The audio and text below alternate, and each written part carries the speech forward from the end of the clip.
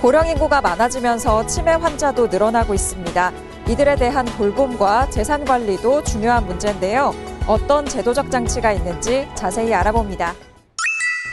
안녕하세요. 네, 안녕하세요. 고령화가 심화되면서 노인 인구가 나날이 늘어나고 있는데요. 이분들을 부양하는 것도 좀 쉽지가 않습니다. 네, 말씀하신 것처럼 점점 고령화 사회가 되고 있습니다. 그래서 치매 등의 중증 질환으로 인해서 정신적 능력이 쇠퇴하거나 악화되는 경우들이 많이 있습니다. 물론 이런 분들을 가족들이 잘 협의하셔서 부양을 하시면 좋은데 그렇지 못한 경우들도 많아요. 그래서 이런 경우 성년 후견 제도를 이용하시는 방법이 있습니다.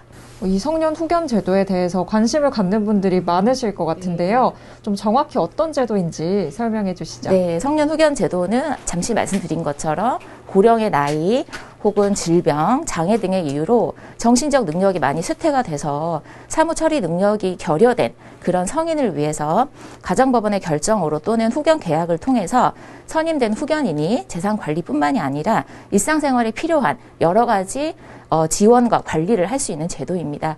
과거에 한정치산자, 금치산자 제도가 있던 것이 폐지가 됐고요. 2013년 7월 1일부터 시행이 되고 있습니다. 아직 10년이 채 되지 않은 조금 신생 제도인데요. 네. 종류는 좀 어떤 게 있나요? 법정 후견과 또 임의 후견 두 가지가 있어요. 법정 후견은 가정법원의 결정으로 선임이 되는데요. 성년 후견 제도, 그다음에 특정 후견 제도, 한정 후견 제도가 있습니다. 성년 후견의 경우에는 지속적으로 사무 처리 능력이 아주 결여가 되어 있어서 대부분의 경우 후견인의 도움이 필요한 경우입니다. 그리고 한정 후견의 경우는 성년 후견에 비해서는 조금 경미한 정신적 제약이 있는 경우이고요. 한정 후견의 경우에는 특정 사무나 아니면 일시적인 후원의 경우에 필요한 경우입니다. 그리고 임의 후견은 이제 일반 성인이 본인이 스스로 추후에 사무 처리 능력이 부족될 것을 염려를 해서 후견 계약이라는 걸 체결을 해서 후견인을 선임하는 제도입니다. 그렇다면 구체적으로 누가 어떤 때에 이 후견 제도를 이용할 수 있나요?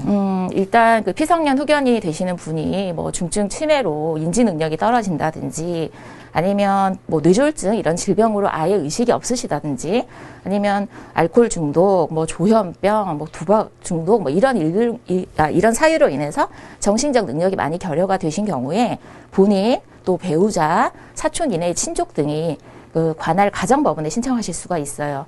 성년 후견 개시 심판 청구서라는 양식을 다 작성을 하셔서 제출을 하시면 됩니다.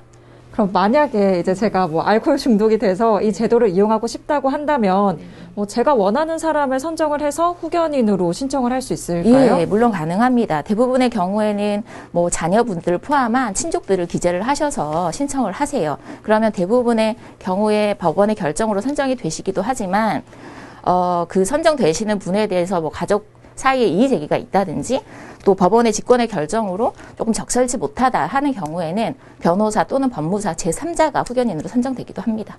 그러니까 굳이 가족이 아니더라도 제3자도 이제 후견인이 될 수 있는 거잖아요. 네, 맞습니다. 그렇다면 이 후견인은 어떤 일을 하면 될까요? 네, 선정이 된 후견인은 그 피성년 후견인을 위해서 일단 재산 관리를 하실 수가 있고요.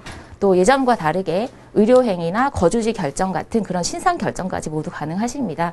그리고 다만 재산을 처분한다든지 상속을 포기한다든지 또 재산을 분할한다든지 이런 중대한 문제를 결정을 할 때에는 반드시 법원의 허가를 받아야 하고요. 또 정기적으로 1년에 한 번 그 후견 사무에 대한 보고서를 작성해서 제출하셔야 합니다. 이런 후견 제도를 잘 활용하시면 시기적절하게 활용하시면 아주 큰 도움이 될 것 같습니다.